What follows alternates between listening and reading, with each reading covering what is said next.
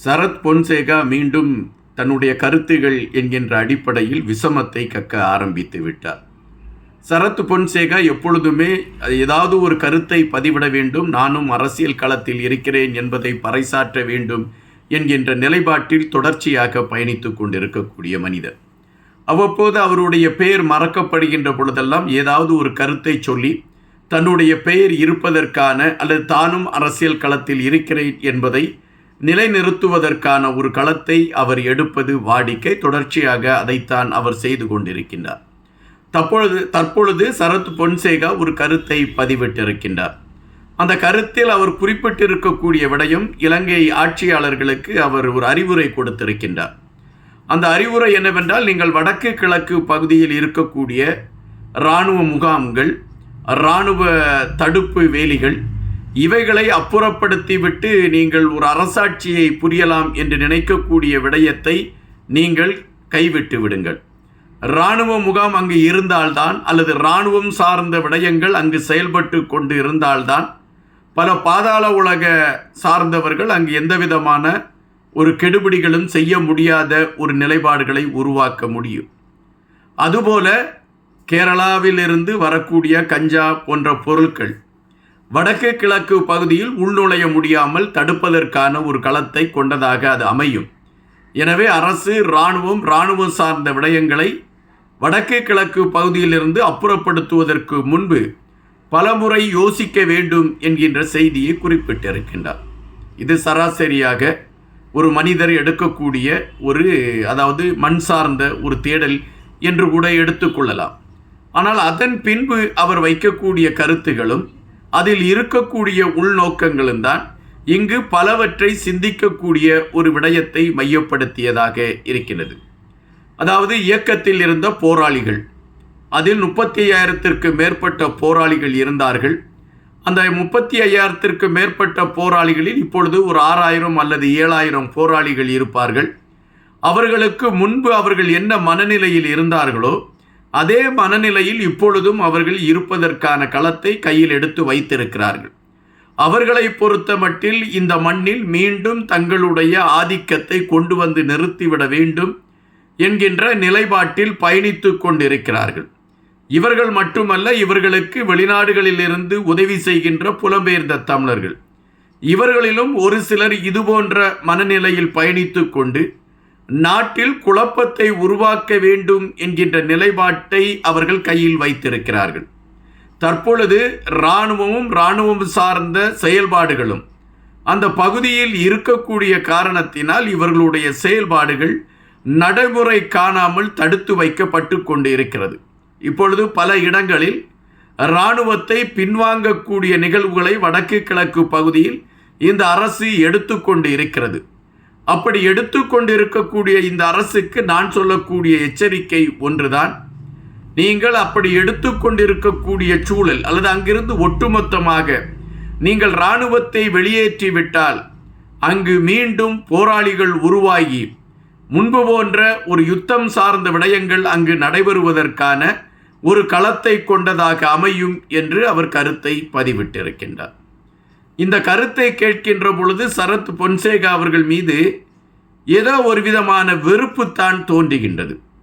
16 ஆண்டுகளாக தமிழ் மக்கள் தங்களுடைய வாழ்வியலில் என்ன முன்னேற்றம் கிடைக்கும் என்பதை மையப்படுத்தி போராடி கொண்டிருக்கின்றார்கள். இதில் இயற்கையின் சீற்றங்கள் ஒருபுறம், மருத்துவம் சார்ந்த பாதிப்புகள் ஒருபுறம் என அந்த மக்களை தொடர்ச்சியாக விரட்டி கொண்டிருக்கக்கூடிய ஒரு களம்தான் இருக்கிறது. இதில் எப்படியாவது சுவாசம் விட்டு நாமும் இந்த மண்ணில் வாழ்ந்துவிட வேண்டும் என்கின்ற தவிப்பில் அவர்கள் தவித்து கொண்டிருக்கக்கூடிய களங்கள் தான் இந்த 16 ஆண்டு காலம் நடந்திருக்கின்றது. இந்த 16 ஆண்டு காலம் இந்த மக்கள் படுகின்ற வேதனைக்கெல்லாம் முதல் காரணம் இலங்கை இராணுவம் தான்.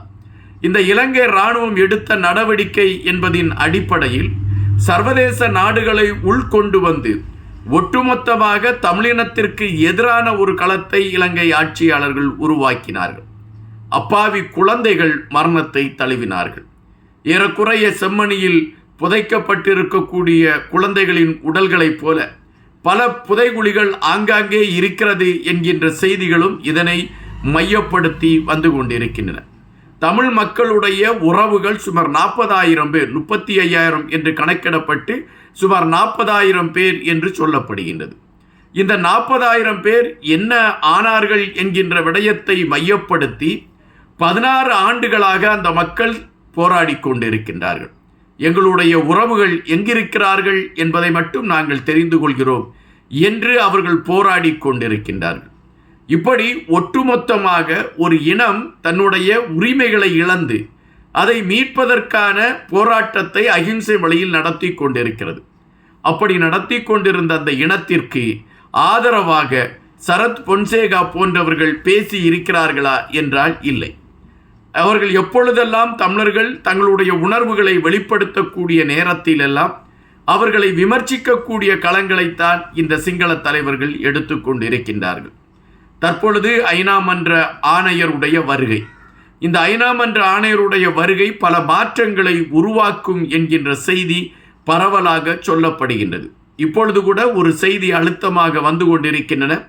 பயங்கரவாத தடை சட்டத்தை நீக்குவதற்கு மிகப்பெரிய அழுத்தத்தை ஐநா மன்றத்தின் ஆணையர் கொடுத்திருக்கிறார் என்கின்ற செய்தியும், அதன் அடிப்படையில் பயங்கரவாத தடை சட்டம் நீக்கப்படுவதற்கான ஒரு களத்தை எடுக்க வேண்டிய ஒரு இக்கட்டு இலங்கை ஆட்சியாளருக்கு வந்திருக்கிறது என்கின்ற செய்தியும் வருகின்றன.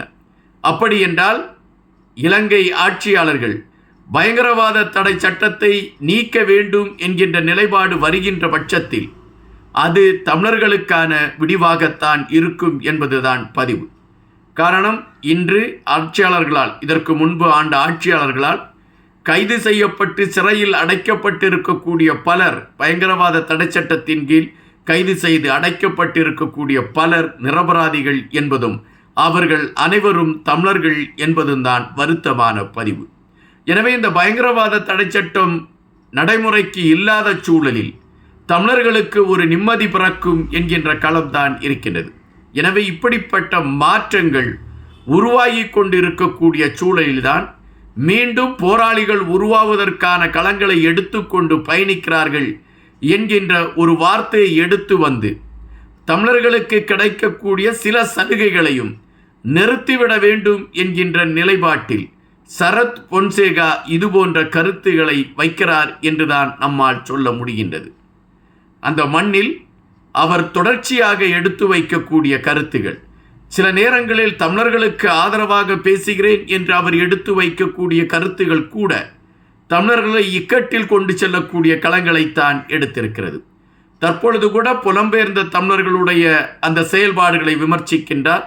அதுபோல 7,000 8,000 பேர் இன்னும் அந்த இயக்கத்தில் இருந்தவர்கள் அந்த மண்ணில் இருக்கிறார்கள், அவர்களையும் கைது செய்துவிட வேண்டும் என்கின்ற நிலைப்பாட்டில் அப்படிப்பட்டவர்கள் இப்பொழுது இயக்கத்தை உருவாக்குவதற்கு முயற்சி செய்கிறார்கள் என்ற ஒரு பொய்யான தகவலை எடுத்து வைத்திருக்கிறார் என்கின்ற பொழுது உண்மையிலே சிங்கள அந்த தலைவர்கள் தமிழர்கள் என்கின்ற பொழுதே அவர்கள் மேனியிலே ஒரு சொரிச்சல் ஏற்பட்டு விடுகிறது என்பதுதான் நிஜமாக இருக்கிறது.